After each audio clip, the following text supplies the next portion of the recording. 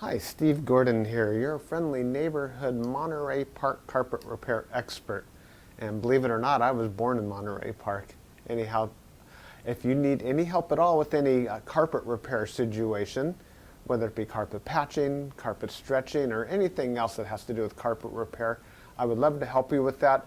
If I miss anything in this recording, you want additional information, feel free to call here at the office. We'll take all the time that you need to answer your questions, and at that point we would just love to be hired to come on out and fix your carpet. So again, I'm Steve Gordon. I'm clearly not an actor. I look forward to hearing from you soon, and enjoy. Here you go. Hi, Steve Gordon here, your friendly neighborhood carpet repair guy, and I promise you one thing, and that is I'm absolutely not an actor. So if you're looking for an actor to talk about carpet repair, you've come to the wrong place. But if you want to know about carpet repair, whether it be carpet stretching, patching, Berber carpet repair, commercial carpet repair, transitions between your carpet and a floor, maybe your stairs need repaired, a seam could need repaired, or a few other things, well, in that case, you have come to the right place, because I'm going to talk to you about that, and I'm going to try to answer as many of your most frequently asked questions as possible. And before I get to that, I am going to talk to you a little bit about our guarantee, how to get an estimate, the bid, and a couple other details. So, I hope you enjoy my recording, and please be patient with me because I don't have a script. I've got a dozen notes here to go off of, and it's just going to be right off the top of my head, and I'll try to really just answer all the questions I can ahead of time so that you have a little bit of education when you call us, and I certainly hope you do. So first, I'd like to talk about the guarantee. When you call us, you're going to get a 100% unlimited unconditional lifetime labor guarantee. And what I mean by that is that either you or your carpet or both are going to be completely, absolutely, and thoroughly worn out before you ever have to pay to have that carpet fixed again. So again, 100% unlimited unconditional lifetime labor guarantee, that's forever. How you get your estimate in the first place is after you watch this recording, give us a call here at the office, and we're going to give you something like a phone guesstimate. We'll give you an idea of what you might expect to pay. We might tell you something like between $150 and $300, or we might say between $200 and $400, or something like that. We're not going to know exactly, or even not even all that close, how much it's going to cost to have us fix your carpet for you. So if you feel like we're in the right sort of price range, then we're going to schedule an appointment to come on out and actually give you an absolutely free, no obligation bid. At that point, if you feel the bid is fair, and I'm sure you will because it's our business model to give you a fair price so that we could do the job right then and there all in one trip. We would really love to just do it in one trip. Now, I understand that sometimes you need to get a bid on one trip and then come back at a different time, have us come back at a different time to actually do the work. But by and large, it's normally best to just get it all done all in one trip, and that's how we'll give you the best price as well. After all, driving out to your place once is going to be less expensive for both of us than it would be to drive out to your place 2 or more times. Now, another thing about the absolutely free, no obligation bid is at that point we're going to actually have an opportunity to see the work. We're going to see exactly what needs to be done, because you see, when you call us on the phone, even though you think you've explained the situation thoroughly, it's very likely that either myself or one of my assistants here that helps me answer the phone won't really understand exactly what we're dealing with until we actually see it. And so that's why we really do want to come out and give you a bid in person. And by the way, if you don't like the bid, if you don't think it's fair, we're going to walk away absolutely empty-handed, and that makes us sad. So sad, because we want to be out there, we want to fix your problem and put a check in our pocket and go off to the next one. After all, this is what we do for a living. This is how we feed our families. Speaking about money, please don't pay cash. We would really prefer that you pay with a check made out to Creative Carpet Repair, or use a credit card. You can call in the office with a credit card. So cash, it's against the agreement I've made with all my contractors. Now, If you work with me directly, if I'm the actual contractor that shows up to your house and you want to pay me cash, I'm happy to take it. But for any other contractor throughout my entire company, please don't pay cash. Now, I want to talk a little bit about the carpet repairs. I've got a little bit of housekeeping out of the way. Let's talk about carpet stretching. Most people wonder why their carpet is all rippled up. So if you look out at your carpet and you see more waves than the ocean, or it's more rippled up than you can believe, and there's peaks and valleys in your carpet and you're getting seasick just looking at it, or if it's a trip hazard, there's a real good chance that your carpet was never stretched in tight enough to begin with. You see, whoever stretched your carpet the first time around more than likely didn't use a power stretcher. Now what a power stretcher is a pole that it butts up against one wall on one side of the room, and this pole runs all the way across the room to a head that's on the other side. And when we push down on this handle, the carpet gets stretched, and it gets stretched so tight that we have no doubt at all that we're going to be able to live up to that unlimited, unconditional lifetime waiver guarantee. That carpet will never ripple up again. You have my absolute word of honor on that. And if I'm wrong, we'll do it again for no charge at all. When we stretch carpet in a room, it's always best to have the room completely empty. We can empty the furniture out of the room for you if that's what you need, but more often than not, the customer will want to get as much as possible out of the way. Now, don't strain yourself. Don't go moving a giant king-size bed or a dresser that weighs, more than 10 elephants. That's not cool. We have special tools. We have these sliders that we can put underneath the legs of the furniture. So even if your dresser weighs a couple hundred pounds and is harder than heck to move, we get those sliders underneath there, and we can move that stuff around if that's what we need to do. So don't strain yourself moving the furniture. Also, if you have a king-size bed and it's just completely unreasonable for whatever reason to move that bed, quite often we could stretch the carpet in that room without moving the bed. It's a lot more work. Those poles that I spoke about, they go actually underneath the bed, so we stretch the carpet right underneath the bed to the other wall. And it's a lot harder. It takes us a lot more time and effort, but it can be done. So that's a little bit about carpet stretching. We use a power stretcher. We don't just kick it in with our little Susie Homemaker little knee kicker, and it leaves a little bit of extra carpet at the end. We cut off that excess, and you'll see how much carpet we cut off when we're done. We throw it in a bag, and we tuck in the carpet along the edge, and boy, life is good. It looks so much better. One thing that you might be aware of when we finish, though, is if you had large ripples, the carpet could be soiled along the top ridge of those ripples more than at the valleys, and that makes sense. Where you're walking, that's where it's going to get more dirt. So after you stretch the carpet is a real good time to have the carpet cleaned. Also, the carpet's out of the room, and the furniture is out of the room, and it's just a great time to clean the carpet. It looks a lot better at that point. Mind you, like I said, this is unscripted, so I'm just going to talk to you about carpet repair. Now let's talk about Berber carpet repair for a minute. Berber carpet repair has rows. Well, Berber carpet has rows. And actually the word Berber carpet, or the name Berber, it isn't exactly accurate. Berber carpet actually comes from a place out in the Middle East, country or countryside, where the area is called Berber, the Berber people or something like that. Anyhow, it's a very expensive rug, Berber rug. That's the actual meaning of the word Berber rug. The Berber carpets that we find today are very similar. There's loops and there's rows, and if you pull on one of those loops, or rows becomes unglued somehow, it can make a run, what we call a Berber run. So when you pull on that thread, it's like it's unzipping right in front of you. It's like, oh my gosh, what has happened? I've got this zipper run going all the way across the room.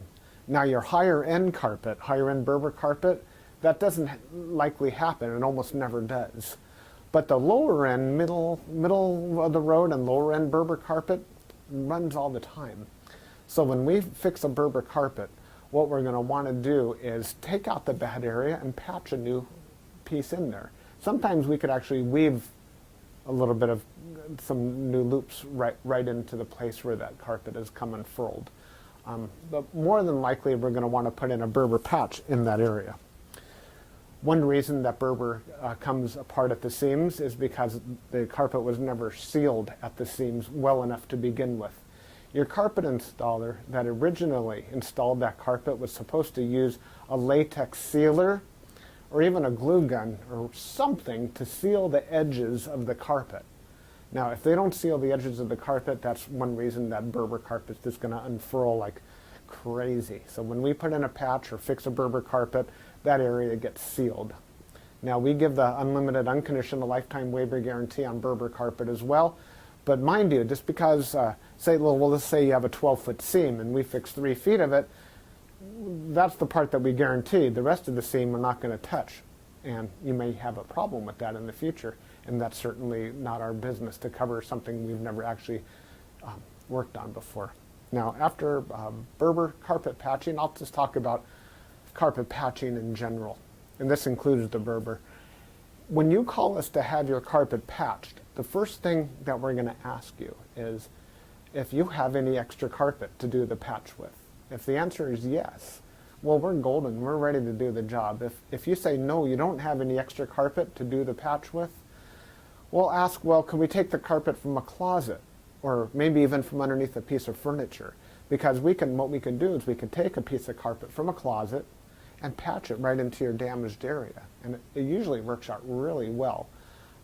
Most people would rather have a piece of carpet missing out of their closet than have a terrible, nasty area in the middle of their room where they'll see it all the time. After all, inside the closet, you usually have that covered up with shoes and old photographs and baseball bats and everything you've ever collected in your life.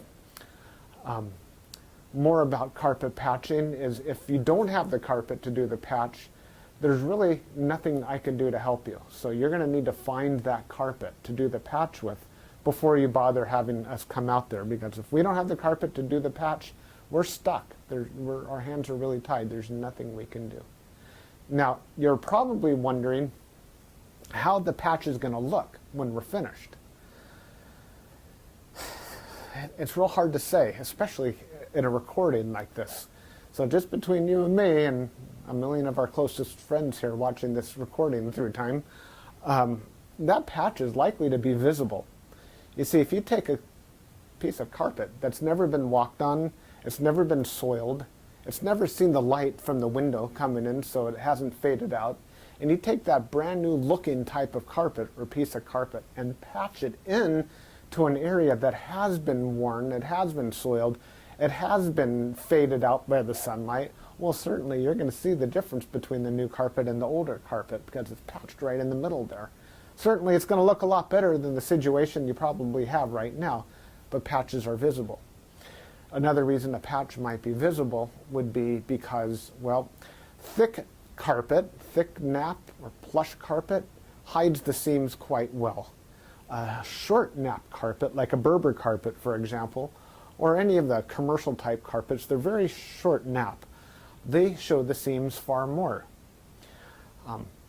Another thing is that the rows have something to do with it. When we cut a carpet in the same direction as the row of the carpet, well, those seams are by and large less visible than the seams that we cut that cross the rows. When we cross the row, well, it's unavoidable to do that if that's what we have to do to make a patch. And those seams stand out a little bit more than the ones that go along with the rows. So carpet patching, that's what we specialize in. We could absolutely do that for you. Have the carpet available for us, and we also back up our patches forever, just like everything else, just forever and ever and ever. That patch will never come up. After patching, well, we could talk a little bit about pet damage also when we talk about patching. If you have an animal, a dog or a cat, or I've even seen it's been a bunny or a few other animals that have actually gotten locked behind a closed door. What'll happen is they'll get that separation anxiety and they'll try to dig their way out and they'll just rip the heck out of the carpet. That's one of the main reasons we'll do carpet patching. If that's the case, well, certainly it's just like any other patch. You supply the carpet, we'll put it in. However, if that animal didn't tear up the carpet, if they actually urinated on the carpet, there's a whole other thing we can do about that, and I'm going to need your help for that. what we'll do is we're going to ask you to go to the pet store or go online and buy twice as much of a product as you think you're going to need, maybe 4 times as much, to actually kill the odor. Now, the product I'm talking about is actually an enzyme, and what we'll do is we'll pull back the carpet, we'll remove the padding, clean the floor, and you'll pour this enzyme onto the floors underneath it all. And that enzyme will eat up all the proteins that contribute to the smell of the urine in your carpet. Then we'll put in new padding, and you'll pour that enzyme cleaner all over the backing of the carpet as well at that time. I'll reinstall the carpet, and then one more time we'll use that cleaner and we'll just soak that area of the carpet with that enzyme one more time. And that's likely to kill the scent altogether. That smell should be completely gone. If not, it's probably because your animal found another place that you don't even know about, and I'm sorry about that. There's nothing we could do about your animal. Now that we've spoken about pet damage, I like to talk about carpet to floor transitions. A lot of people call us because they put in a new floor. Maybe it's a tile or a wood floor, and their carpet now needs to be finished along that edge. More often than not, we don't need to put in any kind of metal there. There's a lot of different types of situations where you do want a metal. If you have an apartment building and you want the carpet to last a long time, between the carpet and, say, for example, a linoleum floor, we could put some metal there. There are flat metals. They're the type of metals that they're called, I've called them beat-down metals before. I'm not sure exactly what they're called. Beat-down metals, they're gold and they're silver, and the carpet goes right in there and it gets hammered down, gives a nice clean edge, and it protects the edge of the carpet for a very long time. But if you're like most homeowners, that's not why you're calling us for a transition. You're calling for the transition because you just put in a nice marble or travertine floor, or maybe a wood floor. And so what we'll do with that is we're going to pull back the carpet and put in a new tack strip right up alongside that floor. Now that floor is going to be holding the place as if it were a wall. So here's your floor, here's your tack strip right in front of it. We're going to pull the carpet over that tack strip and tuck it in right there. So all you're going to see is a nice smooth transition between the carpet and the floor. Now, many times when you put in a new floor, it's important to put in some work into the subfloor underneath, and that might include using hardy backer or some other type of material that raises the floor up even higher than it would have been. So let's just say, for example, you've got a 1/2 inch new tile and another 1/4 inch of underneath there of a hardy backer, or it could even be more. It could be 3/4 of an inch altogether, or even more, that is higher than the carpet. That's extreme. It's usually not that high, but let's just say it is. If we just bring the carpet up and end it right there, well, you're going to stub your toe against that thing. You're going to be cursing to holy high heaven every time you do that. It's just not fun at all. Trust me, it's not. You'll understand if you ever do that. What we're going to want to do in that case is one of two different solutions. We're going to do one of two solutions. One is we can pull back the carpet quite far and use a product like a Fix-All, which is a very fine cement type product. And we're going to feather in a nice ramped area, so we raise the level of the floor slowly up to meet it. What's great about that is the floor and the carpet will be at the same level, then you won't stub your toe. What's not so great about that is when you're walking up that little ramped area, well, you feel like you're walking uphill.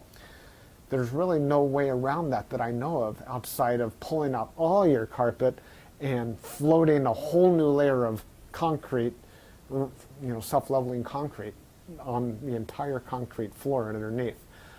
That's a lot of work. It's possible that would be the perfect way to do it if I were working on a $10 million home in Beverly Hills, that's probably what I would be doing. I would be raising the entire floor to be level with, so the carpet could be level with the floor. But here in the real world, what we'll normally do is rise it up with some Fix-All, or we could do it even easier. We could use shingles, cedar shingles.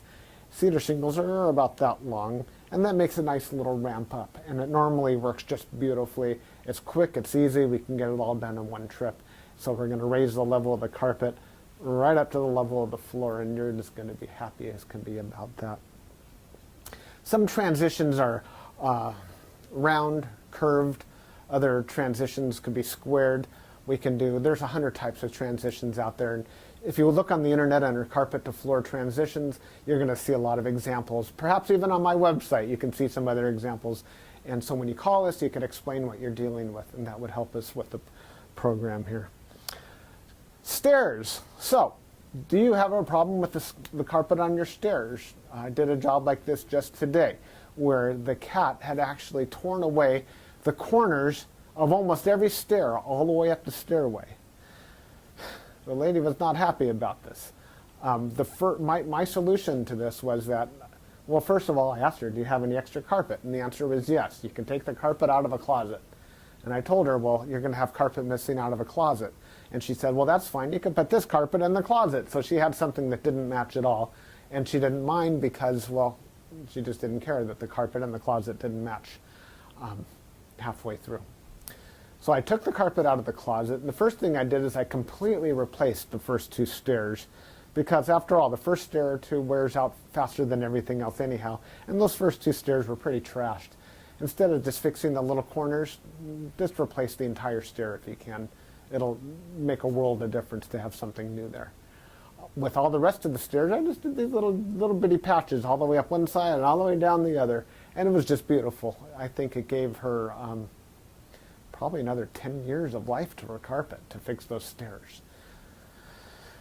Another thing you could do with stairs, what some of my customers have done, and I love this idea, is replace the entire stairway by, well, let me back up a little bit. Let's just say you have a 3 or 4 bedroom house, and it's the same carpet throughout the entire house, and your stairway is pretty much in the middle of it all. And if you replace the carpet on your stairs, well, it's going to be a slightly different color than the rest of your carpet, and that's going to look low class, and we don't like that, do we? No, we don't. What I would suggest in that case is that we take the smallest room in the house, maybe a small bedroom or nursery, and pull the carpet out completely from the smallest room in the house and buy new carpet for that room. Then we have maybe a 12 by 12 piece of carpet, and we can replace the entire stairway with that carpet. That way it matches the entire rest of the house except for that one room. That'll easily save you $4,000, $5,000, $6,000, $7,000 right there. And it's a lot less work too. So I like that idea. You get a whole new stairway. A lot of people, you walk in the front door and there's the stairway right there. If the stairs look bad, it's hard to recover from that first impression. So take my word for it. That's a really great way of going. Now stairs. Commercial carpet repair. If you have commercial carpet and that needs to be repaired, it either has ripples and waves or it needs a patch. If it's rippled, it might need to be stretched. We've already talked about carpet stretching. On the other hand, it might have a different issue. It could be your commercial carpet was glued down to concrete to begin with.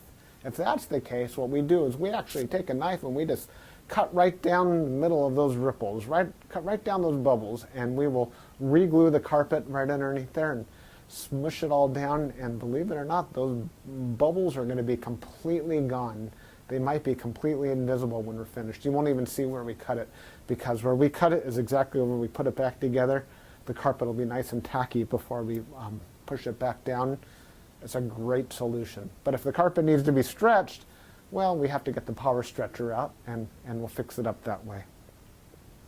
Now, if your carpet in your commercial building, say you have an office, is because, let's just say that you removed a wall between two rooms. If that's the case, you may have a strip of carpet that's missing. It's always a great idea to just get a completely different color. So if you have blue commercial carpet, go get a piece of red or black. Just something completely different, because a patch going all the way down through the middle of the room that's just a little bit off, it looks low class again. But if we put a strip of red down the room, or burgundy or black, people walk in and they go, oh yeah, these people have got some class. They got a decorative idea. So that's just my opinion. Use a completely different color if it's something goes all the way across the room. Now if it's just a patch, a small patch for whatever reason, and you have a little extra carpet, we can always patch it in with whatever you have. Seam repair. Good news and bad news. The good news about seam repair is that we can make your carpet so the seam doesn't keep getting worse. The bad news is that if it looks bad now, it's probably not going to ever look good again, regardless of what we do to it. Seams have to be done properly the first time. You see, when we seam a carpet together before it's installed, we'll use a straight edge and we'll cut down both sides of the carpet, and then we're going to seal the carpet on both edges, and then we're going to seam it together, and it'll be perfect. When it's completely cooled down, then we stretch it in. If we go back and try to open up the seam and cut that carpet off and try to bring it together, the chances of it ever looking better are right around 0. So I'm sorry to tell you that your seam repair, we can make it possibly look a little bit better. We can make it stop getting worse. We can make it not be a trip hazard any longer. But don't have your expectations too high when it comes to seam repair. The last thing I want to talk about is flood damage. Now, if you're watching this right now and you've got a flooded out carpet, you are in a world of hurt, and I'm sorry. The first thing I would do if I were you is probably have about 3 fingers of scotch.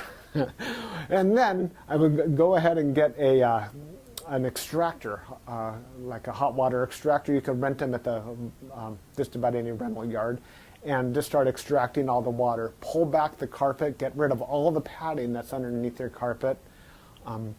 Rent a couple of blowers, or as many blowers as you need, and these things, they kind of look like a snail. As a matter of fact, that's their nickname in the field. We call them a snail. And they're shaped like that, and boy do they ever blow. And you can blow dry the whole underneath of your carpet. Set it up and get the carpet completely dry. At that stage, that's when you call us, and we can supply new padding, put a new pad, reinstall your carpet, clean the carpet for you if you're in an area that we do carpet cleaning, and life is good. You can put your furniture back and you'll be happy again. You don't have to do it yourself. If you want to call a company, even ours, depending on your area, can do that extraction for you as well. Now, if it's really flooded, I mean, seriously, like you're ankle deep in water, don't even bother. It's beyond almost everybody's ability. That means that your baseboards are all going to be all wet. A professional company will come in, remove your baseboards, and we don't do that ourselves. They'll remove your baseboards, they'll drill holes in the wall, attach blowers to your walls, and blow dry the entire area, inside the walls and out, the carpet, the floor, the whole shebang. And then we can come in and put the carpet back down at that point. So I hope that I've answered your questions.